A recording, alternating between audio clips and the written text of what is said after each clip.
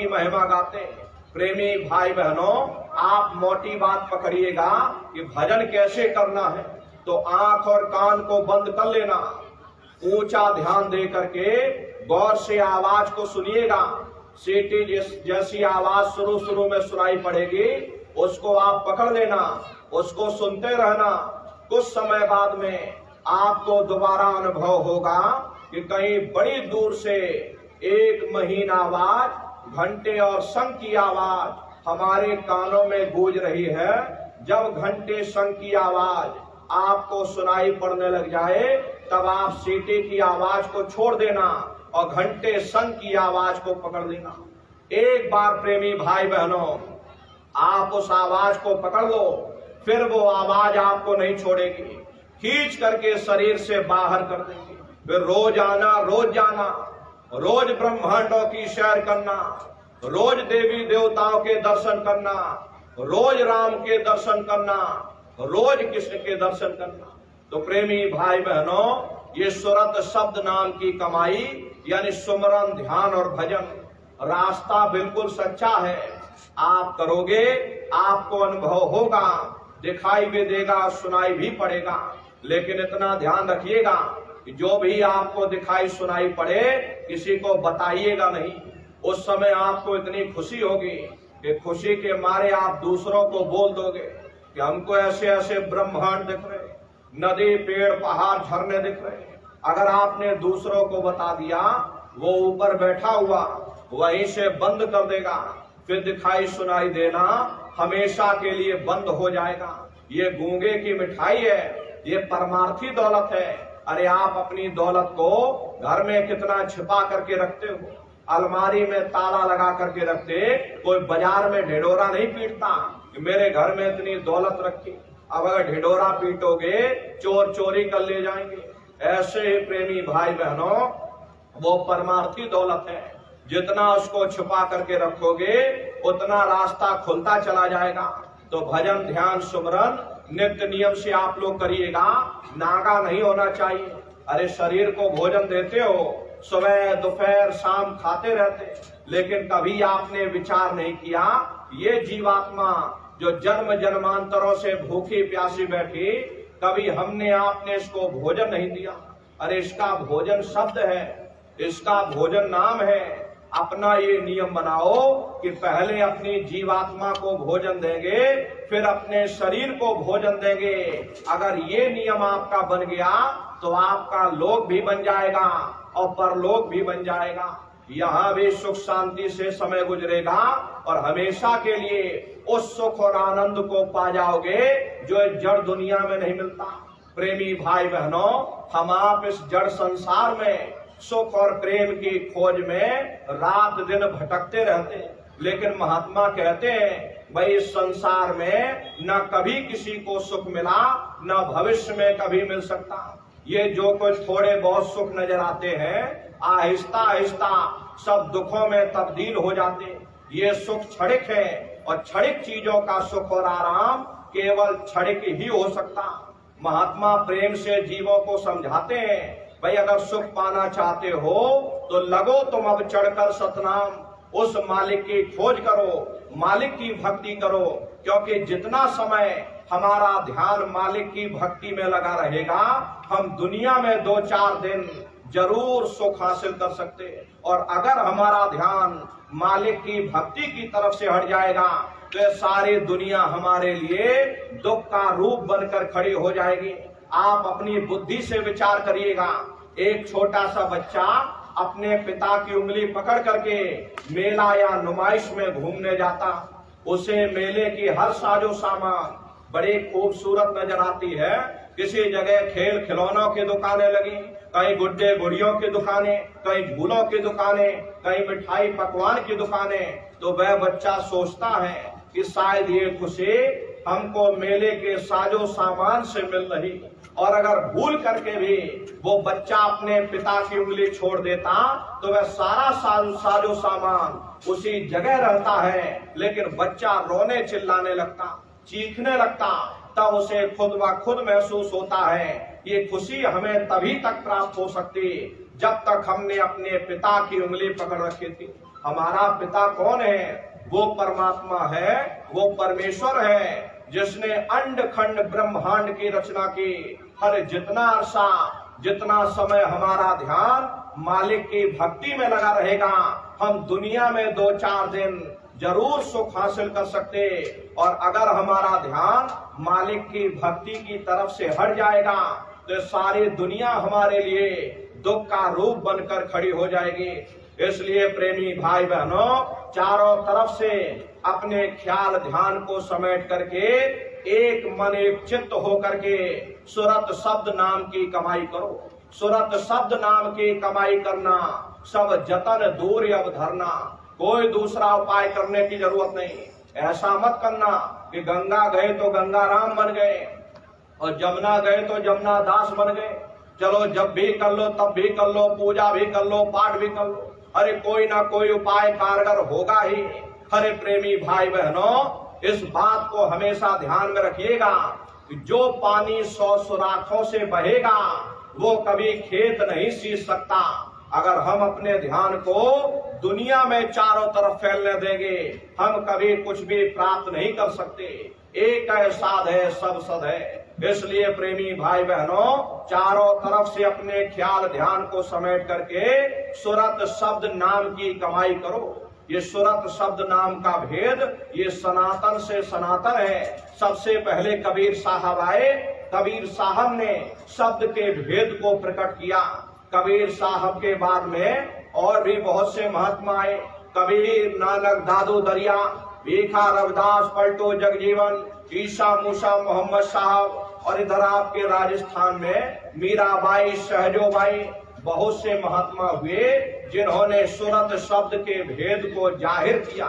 प्रेमी भाई बहनों, आपको वही रास्ता बताया गया। सुरत शब्द नाम की कमाई, सुमरन, ध्यान और भजन नित्य नियम से आप लोग करिएगा।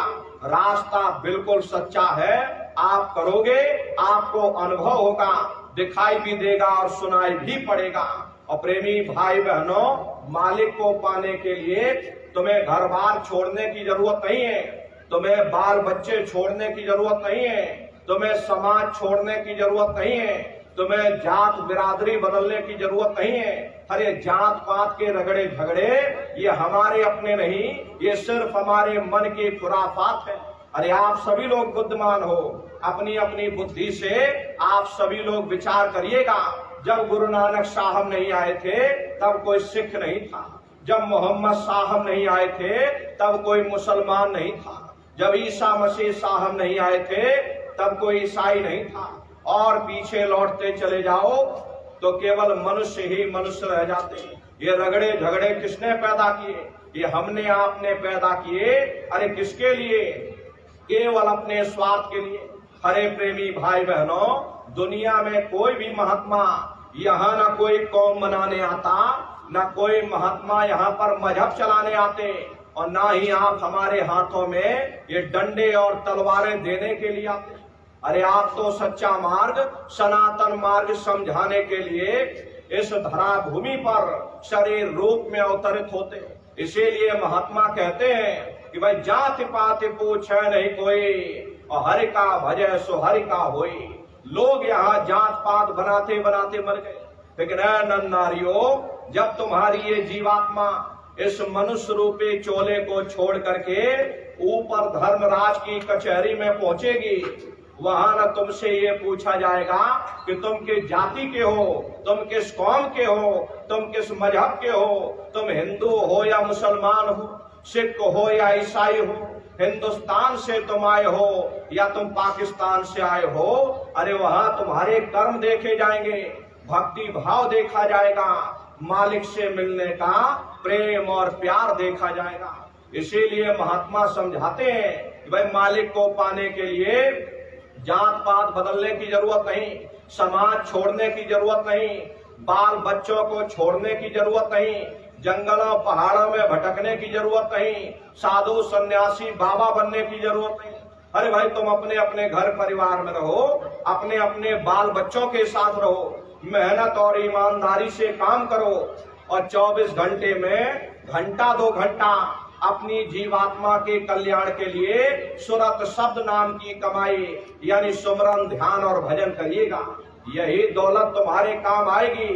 बाकी सब रगड़े झगड़े ये सब तुम्हारे यहीं पड़े रह जाएंगे। बड़े बड़े राजे महाराजे आए, सारी जिंदगी उन्होंने किला बनाते बनाते गुजार दिया।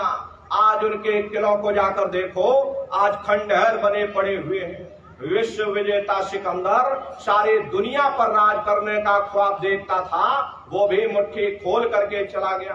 कोई क्या साथ लेकर जाएगा? जो चीज तुम्हारे साथ में जाने वाली वो केवल मालिक की भक्ति है। इसलिए वो दौलत कमा लो जो अंत समय में तुम्हारे काम आवे। आगे के लिए भी विचार करो।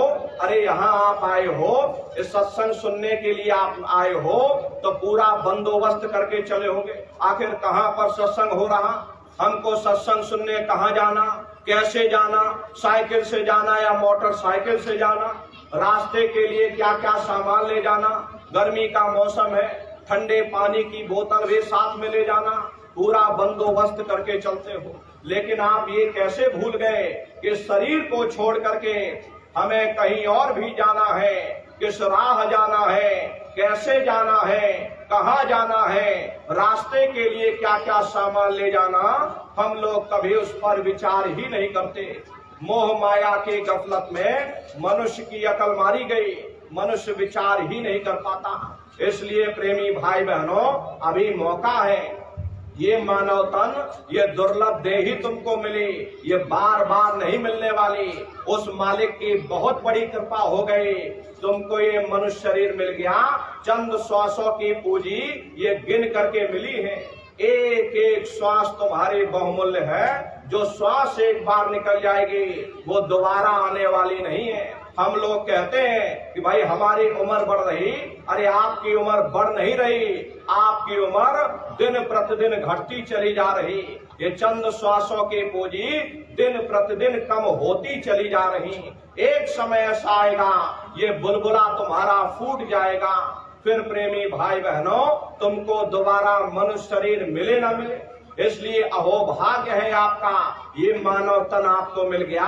मनुष्य रूपी मंदिर में बैठ करके वो रूहानी खजाना कमा लो, वो आत्म धन कमा लो, जिससे तुम्हारे जीवात्मा का कल्याण हो जाए। तो सुमरन, ध्यान और भजन नित्य नियम से आप लोग करिएगा और सभी लोग शाकाहारी रहिएगा, क्योंकि हमारे गुरु महाराज ने शाकाहार पर विशेष जोर दिया। गुरु महाराज बराबर कहते थे, ये बच्चा तुम लोग शाकाहारी रहना, शाकाहार का प्रचार करते रहना, इसी से देश और दुनिया में भारी परिवर्तन होगा। हरे प्रेमी भाई बहनों, परिवर्तन कोई कानून बनाने से नहीं होता, परिवर्तन कोई आंदोलन करने से नहीं होता, परिवर्तन कोई तोड़फोड़ करने से नहीं होता। परिवर्तन तब होता है जब लोगों के विचार बदलते हैं, लोगों की भावनाएं बदलती हैं। विचार जब बदलेंगे जब लोगों का खान पान शुद्ध होगा। देसी कहावत है, जैसा खाए अन्न और वैसा होए मन। जब इंसान पशुव्रती भोजन करेगा उसकी बुद्धि स्वतः ही पशुओं जैसी हो जाएगी, सोच विचार उसका चिंतन स्वतः ही पशुओं जैसा हो जाएगा। फिर जिस शराब के नशे में माँ बहन बेटे की पहचान खत्म हो जाए, उस शराब को पी करके यह कैसे पता चलेगा कि क्या अच्छा और क्या बुरा है। यही कारण है कि आज भर समाज में ये दुनिया भर के अत्याचार और दुनिया भर के व्यभिचार फैले हुए, ये तरह तरह की बीमारियां, ये महामारियां आज इसीलिए फैली हैं क्योंकि लोगों का खान पान दूषित हो गया। अब जानवरों का खून है, इंसानों का खून अलग है, जानवरों का खून अलग है। अब इंसान के खून में जानवरों का खून मिल जाएगा, जानवरों के कीटाणु मिल जाएंगे, तो न जानवरों की दवा काम में आएगी और न इंसानों की दवा काम में आएगी। प्रेमी भाई बहनों, ये महामारी बीमारी अभी क्या देखते हो, हमारे गुरु महाराज ने सन 1970 में 70 के दशक में भविष्यवाणी की थी, लाशें पड़ी घर घर में सड़ेंगी, बचाने वाला मिलेगा ना कोई, जमाना बदलेगा, और कहे जय गुरुदेव पुकार जमाना बदलेगा।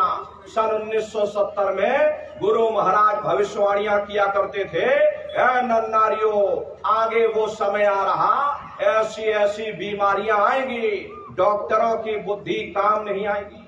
अरे प्रेमी भाई बहनों, वो समय धीरे धीरे नजदीक आ रहा, वो समय, वो घड़ी धीरे धीरे नजदीक आ रही।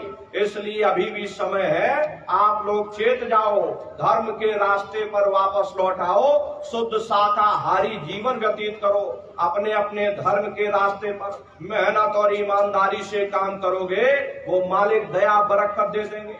वरना ये समय आ रहा। अरे प्रेमी भाई बहनों, हम लोग मंदिर बनवाते हैं, हम लोग मस्जिद बनवाते, उन मंदिरों में नहा धो करके जाते, कहते भाई परमात्मा के रहने की जगह है, हमको नहा धो करके जाना चाहिए, फूल अगरबत्ती ले जाना चाहिए। कोई उन मंदिरों में कूड़ा कचरा नहीं डालता। अगर कूड़ा कचरा डालोगे तो आपस में लाठियां चल जाएंगी। फिर ये जो हरि मंदिर है, ये पंच भौतिक शरीर जिसे महात्माओं ने हरि मंदिर कहा, अरे इसमें तुम हाड़ मांस के लोथड़े डालते हो, इसमें तुम शराब के कतरे डालते हो, अपने बनाए हुए ईंट गारे के मंदिर की तुम कद्र करोगे और परमात्मा के बनाए हुए इस हरि मंदिर को तुमने जीते जी कब्रिस्तान बना दिया तो सख्त सजा मिलेगी। अरे महात्माओं ने लिखा है कि तिल भर मच्छी खाई के कोटि गऊ दे दान और काशी करवट जामरे निश्चय नरक निदान। यदि तिल भर भी मच्छी खा करके फिर चाहे कोटान कोट गऊओं का दान करो और काशी में जा करके मत्था रगड़ते रगड़ते अपनी जीवन लीला को वहीं गुजार दो, फिर भी तुमको तुम्हारे गुनाहों की सजा मिलेगी, कोई बच नहीं सकता। क्योंकि ये कर्म भूमि है, यहाँ तुम जैसा कर्म करोगे वैसा ही फल तुमको मिलेगा। देखिए इस कर्म भूमि पर कृष्ण भगवान तक नहीं बच पाए। उस समय बाली को छिप करके बाण मारा था, वही बाली कृष्ण अवतार में बहेलिया बन करके आ गया और कृष्ण भगवान के पैरों में पद्म चमकता था। हिरण की आंख समझ करके और बहेलिये ने निशाना मार दिया। जब पास में आकर देखा कृष्ण भगवान थे, अफसोस करने लगे, लेकिन कृष्ण भगवान ने उसको समझाया, इसमें तुम्हारा कोई दोष नहीं, उस समय हमने तुमको मारा, आज तुमने हमको मार दिया, हमारा तुम्हारा अदला बदला पूरा हो गया। कर्म प्रधान विश्व रच राखा, जो जस करे सो तस फल चाखा। ये कर्मों का ऐसा देश है, यहाँ जैसे बीज बोगे वैसे ही फसल काटोगे। इसलिए प्रेमी भाई बहनों, आप सभी लोग शाकाहारी रहिएगा। शाकाहार का प्रचार अपने अपने क्षेत्रों में आप लोग बराबर करते रहना। अरे आप भी लोगों को शाकाहारी बनाओ, आप भी लोगों को सदाचारी बनाओ। अरे प्रेमी भाई बहनों, सतयुग कैसे आएगा, राम राज कैसे आएगा? राम राज कोई भाषण देने से नहीं आने वाला। राम राज जब आएगा जब आप धर्म का प्रचार करोगे, और धर्म का प्रचार करने की जिम्मेदारी हम सभी लोगों की है। ये काम कोई साधु महात्माओं का ही नहीं है कि धर्म का प्रचार केवल साधु महात्मा ही करेंगे। अरे आप भी तो साधु महात्मा हो, दुनिया के साधु ये तो आप पर निर्भर है। आप तो सबसे बड़े साधु हो, अपने मेहनत और ईमानदारी से आप कमाते खाते हो और जो समय मिलता उसमें धर्म का प्रचार करते, तो आप तो सबसे बड़े साधु हुए। आपकी जिम्मेदारी है, आपका कर्तव्य बनता है कि धर्म के प्रचार में अपने शरीर से योगदान दिया जाए। ऊपर जा करके पूछा जाएगा कि जब मैंने तुमको मनुष्य शरीर दिया, मनुष्य रूपी मंदिर में बैठकर तुमने क्या किया? उस समय तुम कहने योग्य हो जाओगे, नहीं हमने धर्म का प्रचार किया, हमने इतने लोगों को शाकाहारी बनाया, हमने इतने लोगों को सदाचारी बनाया। वही तुम्हारे लेखे जोखे में लिखा जुखा जाएगा। हरे प्रेमी भाई बहनों, गुरु महाराज के स्वप्न को साकार करने की जिम्मेदारी हम सभी प्रेमी भाई बहनों की है। हमारे गुरु महाराज परम संत बाबा जय गुरुदेव जी महाराज ने एक अच्छे समाज के निर्माण के लिए, चरित्रोत्थान के लिए, लोगों को शाकाहारी सदाचारी बनाने के लिए 116 वर्ष की आयु तक अथक मेहनत और परिश्रम किया। गुरु महाराज कह करके गए थे कि बच्चा गांव गांव में तुम भजन केंद्र की स्थापना करो, गांव गांव में सत्संग होने लग जाए, गांव गांव में लोग भजन करने लग जाए, गांव गांव के लोग शाकाहारी हो जाएं, गांव गांव के लोग सदाचारी बन जाएं, आंखों में माँ बहन बेटे की पहचान कायम हो जाए। जब हमारा गांव बदल जाएगा, ये पूरा समाज बदल जाएगा। प्रेमी भाई बहनों, हम सभी लोग अपने गुरु के जलाए हुए चिराग हैं। अगर एक एक चिराग एक एक गांव में पहुंच जाएगा, ये पूरा गांव प्रकाशवान हो जाएगा, ये पूरा समाज प्रकाशवान हो जाएगा। इसलिए प्रेमी भाई बहनों, आप सभी लोग शाकाहारी रहिएगा, लोगों को भी शाकाहारी बनाइएगा, सदाचारी बनाइएगा। देखिए, हमारे गुरु महाराज ने अपने गुरु की याद में मथुरा आश्रम पर इतना विशाल मंदिर बनवाया। गुरु महाराज बराबर कहते थे कि बच्चा मंदिर का जीता जागता देवता वहां पर बैठ करके बरकत बांट रहा। अरे आप लोग आइए, वहां कोई रुपया पैसा नहीं चढ़ाया जाता, कोई चंदा चुटकी नहीं। अरे आप लोग आए, मंदिर के देवता के सामने अपनी एक बुराई को चढ़ा दीजिए। वहां पर बुराई चढ़ाई जाती है कि हम आज से मांस मछली नहीं खाएंगे, हम आज से अंडा शराब का सेवन नहीं करेंगे, हम आज से झूठ नहीं बोलेंगे, हम आज से किसी को धोखा नहीं देंगे। आप अपनी एक बुराई चढ़ा दो, आपकी एक मनोकामना पूरी होगी।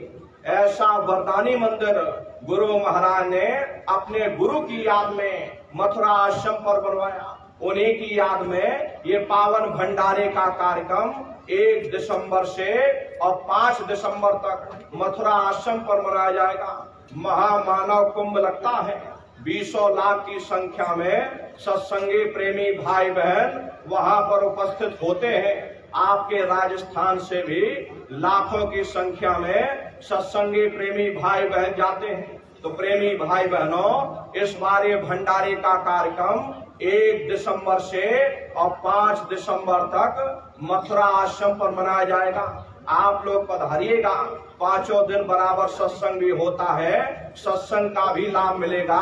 वो मंदिर के देवता बैठे हुए, अरे वहां दया दुआ बरकत ले लेना, ये जीवन तुम्हारा खुशहाल हो जाएगा। तो प्रेमी भाई बहनों, 1 से 5 दिसंबर तक ये भंडारे का कार्यक्रम होगा। आप सभी लोग पधारिएगा। अपने अपने बच्चों को भी बराबर सत्संग में लाते ले जाते रहना। ये सबसे बड़ी गलती आप लोग यही करते हो, ये अकेले अकेले चल पड़ते और बताओ बच्चों को नहीं लाते। अरे क्या जरूरत बच्चों को लाने ले जाने की?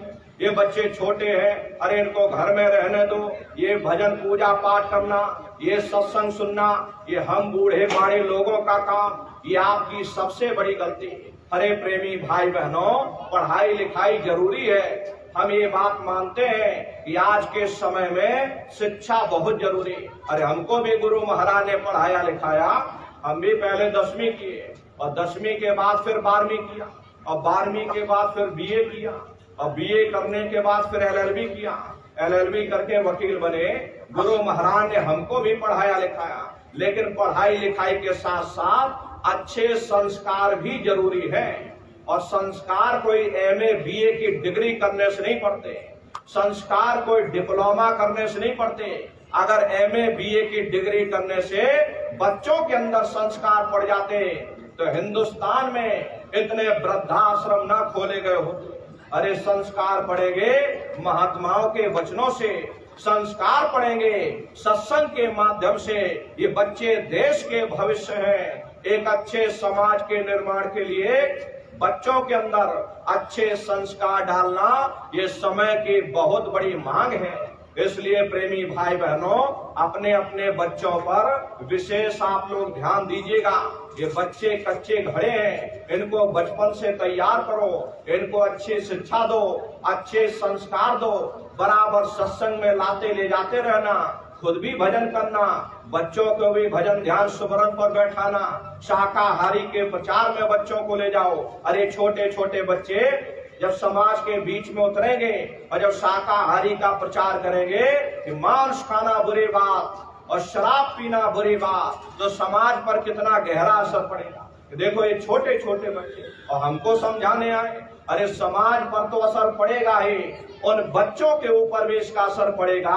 भाई हम ये जो बात कह रहे हैं, हमको भी इन चीजों से दूर रहना चाहिए। तुम्हारे बच्चे भी मांस और शराब जैसी इन गंदी चीजों से दूर रहेंगे, इनके अंदर अच्छे संस्कार पड़ेंगे, यही बच्चे बड़े होकर के माँ बाप का नाम रोशन करेंगे, घर और समाज का नाम रोशन करेंगे। इसलिए प्रेमी भाई बहनों, अपने अपने बच्चों पर विशेष ध्यान देना, अच्छी शिक्षा और अच्छे संस्कार दीजिएगा।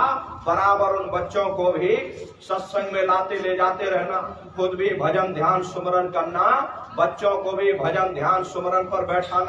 हम अपनी वाणी को ब्रांड देते हैं, यदि कोई गलती भूल चूक कहने सुनने में हमसे हुई हो तो देखो प्रेमी भाई बहनों, हम छोटे हैं, आप सभी लोग, हमारी माताएं बहनें बूढ़े